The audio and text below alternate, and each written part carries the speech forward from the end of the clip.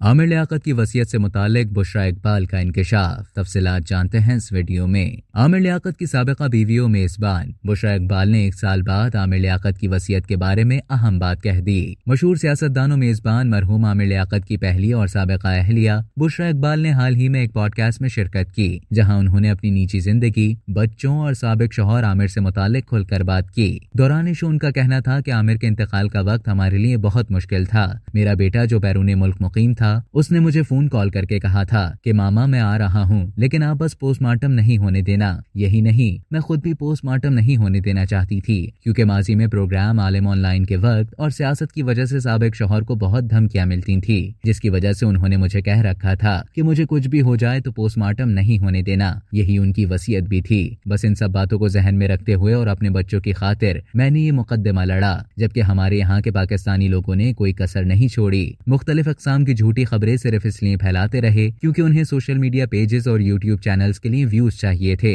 वाज़ेह रहे कि पाकिस्तानी सहाफत का एक बड़ा नाम आमिर लियाकत का इंतकाल 9 जून 2022 को कराची में उनकी रिहाइशगाह पर हुआ था। इंतकाल से पहले उनकी तीसरी बीवी दानिया शाह ने उनकी प्राइवेट वीडियो लीक कर दी थी, जिसकी वजह से ये शदीद जहनी दबाव का शिकार थे। इसके बाद सोशल मीडिया पर उनकी इज्जत की धज्जियां उड़ा दी गईं।